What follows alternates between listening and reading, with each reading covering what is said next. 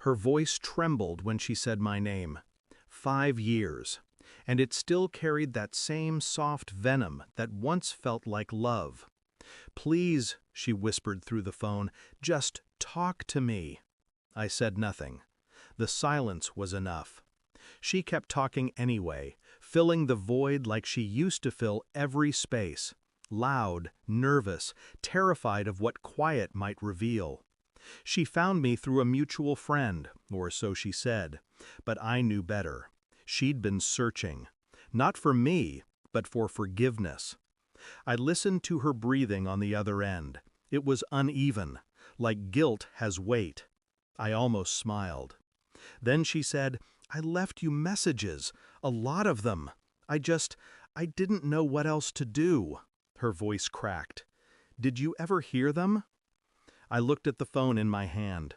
127 unheard voicemails, all from her. The night she pranked me still lives behind my eyes. A wedding 2 states away. Her and her friends drunk on attention and champagne. I'd gone to get the car, and when I came back, they were gone. They filmed it, I later learned, laughed about it online. "Call an Uber, loser." Everyone thought it was harmless fun. Even she laughed. By the time I realized they weren't coming back, my phone had died. The venue emptied, the music faded, and I stood under a flickering parking lot light, alone, while confetti danced around my shoes. That was the last time anyone saw me, at least that version of me. I remember the long walk down the highway, the sound of trucks tearing past, how every mile stripped something away: dignity, trust, the illusion of safety. By the time dawn broke, I wasn't angry, just done. I disappeared before she could notice the silence. For 5 years, I built a different kind of life, a quiet one. No noise, no people.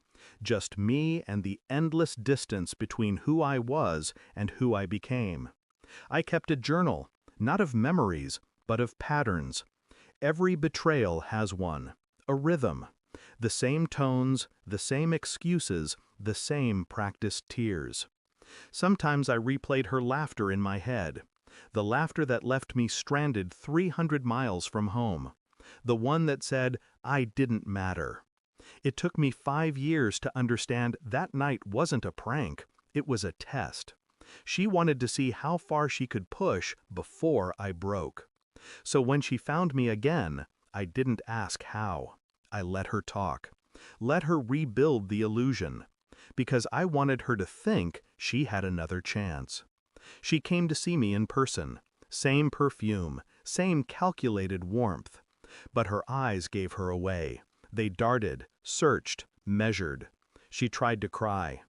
"I was young. I was stupid. It was just a joke." I handed her a small phone, old, scratched, taped together. Her voicemails were still inside. "Play them," I said. Her hands shook. She pressed play. The first one was laughter. The second was guilt. By the 10th, her voice was hoarse from begging. By the 50th, she was broken. By the 100th, she was whispering into the void, apologizing to a man who no longer existed. She dropped the phone like it burned her. "I thought you were dead," she sobbed. I tilted my head. "You almost got your wish." I opened the folder on the table. Inside were photos, screenshots of her prank, the video her friends uploaded before deleting it, the comments, the laughing emojis.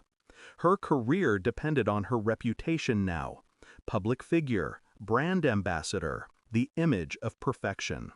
I slid the folder toward her. "I never needed revenge," I said quietly.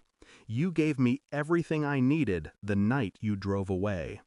Her eyes widened as she realized. It wasn't the video I wanted. It was her fear, her awareness that the truth could surface at any moment. I stood. She reached for my arm, desperate. "Please, I'm not that person anymore." I looked down at her trembling hand. "Neither am I." Then I walked out, left the folder behind. That was a year ago, She never reached out again. But I still keep the phone, all 127 messages. Sometimes I play them, not to remember her, but to remind myself of silence. The last voicemail is my favorite. Her voice barely a whisper. "You win. Please, just answer." I never did. I deleted the message. And for the first time in years, the phone was quiet. That's when I realized it was never about revenge. It was about finally learning how to leave the dead buried. Thanks for watching. Don't forget to like, share, and comment. Subscribe now to Cheating Stories Insight World for more amazing stories.